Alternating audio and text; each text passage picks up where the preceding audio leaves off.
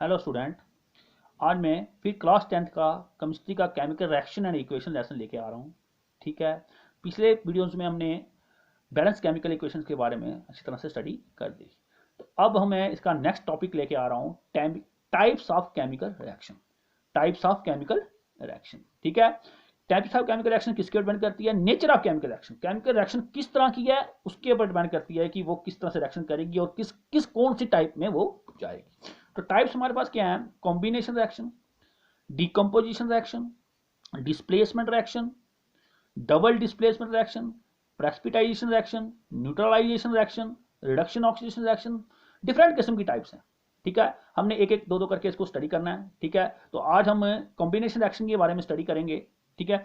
लेकिन notes study करने से पहले मैं आपको आपकी स्टेट बोर्ड की जो बुक है उसको स्टडी करवाना चाहता हूँ और सब बच्चों से ये अनुरोध करना चाहता हूँ कि वो अपनी स्टेट बोर्ड की बुक को खोल के घर में बैठे हैं उसको पढ़ें और देखें कि उसमें अच्छा मटेरियल दिया गया होता है। अगर हर एक बच्चा उसी बुक को रीड करेगा तो उसको कोई गाइड्स वगैरह की यूज़ करने की ज़रूरत नहीं पड़ेगी। तो स्टेट बोर्ड की बुक से मैं आपको पढ़ाऊंगा थोड़ा सा, उसके बाद मैं इसके ऊपर जाऊंगा। ठीक है। देखिए जो हमारा टॉपिक है वो है, ये देखिए, ये है टाइप्स ऑफ केमिकल रिएक्शन जो हमने पढ़ना है। ठीक है। इसी को रीड करेंगे थोड़ा थोड़ा। देखिए, we have learned in class 9th, कहता है हमने पढ़ा हुआ है क्लास 9th में, दैट ड्यूरिंग केमिकल रिएक्शन, जब केमिकल रिएक्शन होती हैं, atoms of element do not change. ठीक है। एलिमेंट्स के जो एटम्स होते हैं, एलिमेंट्स के जो एटम्स होते हैं, do not change into those of another element. ठीक है। वो कभी भी चेंज नहीं होते दूसरे एलिमेंट्स में। जैसे कार्बन और ऑक्सीजन रिएक्शन कर रहे होंगे तो ऐसा नहीं होगा कि कार्बन के एटम्स जो हैं वो चेंज हो जाएंगे। ठीक है। जहाँ ऑक्सीजन के एटम जो चेंज हो जाएंगे जब वो कार्बन डाइऑक्साइड बनाएंगे, ऐसा नहीं होते हैं। नॉट दे डिस्पेयर, ना ही वो वहां से गायब होते हैं फ्रॉम द मिक्सचर और appear from elsewhere. Actually chemical reaction involve the breaking and making of bond. कहता है जो केमिकल रिएक्शन होती है उसमें बॉन्ड बनती है, जहां बॉन्ड टूटती है, बॉन्ड का बनना। ठीक है। जहां फिर बॉन्ड्स का टूटना बिटवीन एटम, किसमें? एटमों में, टू प्रोड्यूस न्यू सब्सटेंस, और इसी तरह से नए सब्सटेंस तैयार होते हैं। You will study about types of bond form between atom in chapter 8 and 9। कहता है इसी क्लास 10th की केमिस्ट्री के चैप्टर 8 और 9 में अब अच्छी तरह से पढ़ोगे किस तरह से बॉन्ड्स टूटती हैं। ठीक है। तो देखिए आगे क्या दिया है इन्होंने, आगे आप देख लीजिए। कहता है पहली रिएक्शन लेके आया, कॉम्बिनेशन रिएक्शन लेके आया। इसमें तो इसने एक्टिविटी के साथ समझाया हुआ है। देखिए, take a small amount of calcium oxide. कहता है कि आप क्या ले लें, थोड़ा सा कैल्शियम ऑक्साइड या क्यूक्लाइम जिसको बोलते हैं, ठीक है, चूना, वो ले लें। इन्हें बीकर, किसमें बीकर? चूना आप जानते ही हैं घर में जो होता है। ठीक है। जिसको सफेदी वाले यूज करते हैं। Slowly add water to it, वो भी क्या करते हैं, आहिस्ता आहिस्ता से पानी उसमें डालते हैं, किसमें? चूने में। ठीक है। तो touch the beaker as shown in figure. कहता है ये जो बीकर है, इसको जिस बीकर में आपने ये रखा होगा और पानी डाला होगा उसको क्या करो, आप आहिस्ता आहिस्ता से टच करते जाओ। Do you feel any change in temperature? आपको टेम्परेचर में चेंज नजर आएगी। ठीक है। क्या रह जाएगी? वो गर्म हो गया होगा। Calcium oxide react vigorously with water to produce slaked lime. कहता है जो कैल्शियम ऑक्साइड है वो पानी के साथ मिक्स होते हुए और क्या बनाएगा? स्लेक्लाइम बनाएगा। कैल्शियम हाइड्रोक्साइड बोलते हैं। Releasing a large amount of heat, और उसमें से ज्यादातर हीट, धुआं निकलेगा। कभी आप देखना, तो आज सब बच्चे घर में ही हैं तो इसको एक्सपेरिमेंट को आप घर में कर सकते हैं। ठीक है। तो कैल्शियम ऑक्साइड, वाटर, और ये कैल्शियम हाइड्रोक्साइड बन गया। ठीक है। पानी के साथ मिक्स हो गया ये। In this reaction calcium oxide and water combine, जब कैल्शियम ऑक्साइड और पानी आपस में मिले to form a single calcium hydroxide, उसने बना लिया। ठीक है। जो आप अपनी दीवार पे करोगे, such a reaction in which a single product is form. देखो कितनी अच्छी डेफिनेशन साथ साथ दे रहा है वो।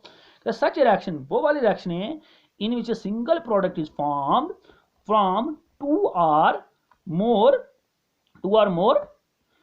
Reactant is known as combination reaction. उसी को बोलते हैं कॉम्बिनेशन रिएक्शन। कहता है वो रिएक्शन है जिसमें एक सिंगल प्रोडक्ट बना जब दो या दो से ज्यादा चीजें मिली। जहां से दो ही चीजें मिली ना, कैल्शियम ऑक्साइड और पानी मिलाया।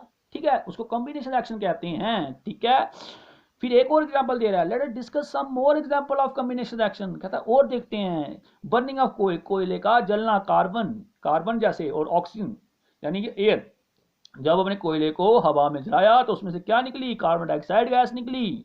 फॉर्मेशन ऑफ वाटर, पानी का बनना किसमें से, हाइड्रोजन और ऑक्सीजन, जब हाइड्रोजन और ऑक्सीजन को कंबाइन करें तो पानी बनता है, लिक्विड बनता है, ठीक है।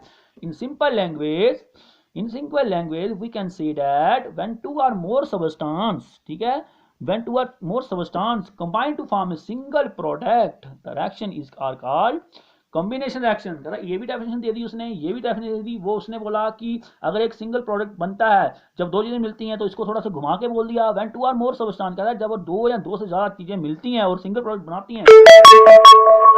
दे दी है, आराम से इसमें आप चॉइस कर सकते हैं, रीडिंग करते जाएंगे तो आपको सब चॉइस मिलती जाती है, ठीक है।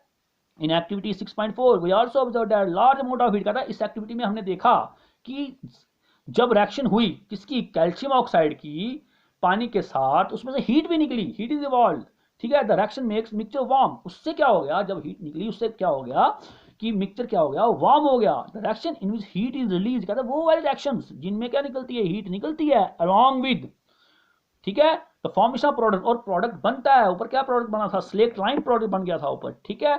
उसको बोलते हैं एक्सोथर्मिक केमिकल रिएक्शन। तो कितना अच्छा मटेरियल लिखा गया है, एक्सोथर्मिक केमिकल रिएक्शन, ठीक है। एक्सोथर्मिक केमिकल रिएक्शंस वो रिएक्शंस होती हैं जिनमें से क्या होती है, हीट रिलीज होती है और प्रोडक्ट बन जाता है, ठीक है। बड़ी सी एग्जांपल्स हमारे पास हैं, जैसे बर्निंग ऑफ नेचुरल गैस, ठीक है, जैसे मीथेन ली और इसको बर्न किया हवा में तो कार्बन डाइऑक्साइड और वाटर रिलीज हुआ, ये भी इसकी एग्जांपल आ गई। कॉम्बिनेशन रिएक्शन की दो चीजें मिली और ठीक है, और एक चीज बन गई, ये दो combination when two or more substance और ये चीजें बनाई।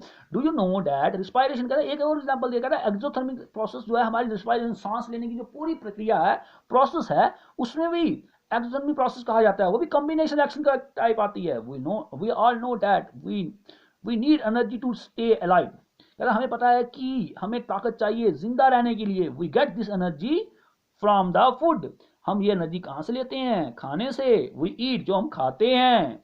ड्यूरिंग डाइजेशन, जब डाइजेशन हो रही होती है, food is broken down into simple substance, जो हम खाना खाते हैं वो छोटे छोटे सब्सटेंस में टूट जाता है, ठीक है। फॉर एग्जाम्पल राइस जो हमने खाए, पोटैटो हमने जो खाए, ब्रेड हमने जो खाया, कंटेन कार्बोहाइड्रेट्स, इसमें कार्बोहाइड्रेट्स होते हैं जो मतलब एनर्जी गिविंग फूड्स होते हैं, ठीक है, जिसमें से एनर्जी निकलती है। These carbohydrate are broken down, ये कार्बोहाइड्रेट टूट जाते हैं, खाने से निकलते हैं और टूटते हैं, टू फॉर्म ग्लूकोज, किसकी फॉर्म में बना लेते हैं, ग्लूकोज, जो आप पढ़ते आए हो, जिस ग्लूकोज कंबाइन विद ऑक्सीजन, ये ग्लूकोज हमारी ऑक्सीजन से कंबाइन होता है सेल के अंदर जो होती है of our body and provide energy, और उससे क्या मिल जाती है, एनर्जी मिल जाती है। The special name of this reaction, इसको पूरी प्रोसेस को बोल देते हैं रेस्पिरेशन बोल देते हैं, सांस लेने की प्रक्रिया बोलते हैं, जिससे एनर्जी रिलीज होती है। The process of which we study in chapter 11, जो पूरी प्रोसेस को हम क्या पढ़ेंगे, बायो में आप पढ़ोगे इसको, ठीक है। ये ग्लूकोज, ये ऑक्सीजन और ये कार्बन डाइऑक्साइड और ये वाटर और एनर्जी निकल गई, ठीक है। The decomposition of vegetable matter, कहता है जो आप वेजिटेबल का मैटर होता है जिसको कंपोज करते हो, यानी पिट वगैरह में खोद के रख देते हो, compose is also an example of an exothermic, ये एक्सोथर्मिक रिएक्शन की ही प्रक्रिया है। Identify the type of reaction taking place in activity 6.1 where heat is given out along with the formation of single product, कहता है ऐसे ऐसे reaction आप देखे हो। तो मेरा मेन मोटिव यही था कि बच्चों के पास बुक्स तो हैं, तो अपने घरों में अच्छी तरह से बुक्स को रीड करा करें, अच्छा मटेरियल दिया गया होता है, जितनी बार बार रीड करोगे उतनी नॉलेज आपकी बढ़ेगी। मेरा मेन मोटिव जो है कि किसी नोट्स की तरफ नहीं जाने की जरूरत पड़ेगी आपको, ना बुक की स्टडी करते जाएंगे और अच्छी अच्छी नॉलेज मिल जाएगी। आई होप कि आपको ये कंसेप्ट थोड़ा सा क्लियर हुआ होगा। हम इसी वीडियो को कंटिन्यू रखेंगे टाइप्स ऑफ रिएक्शन के लिए। Thank you very much.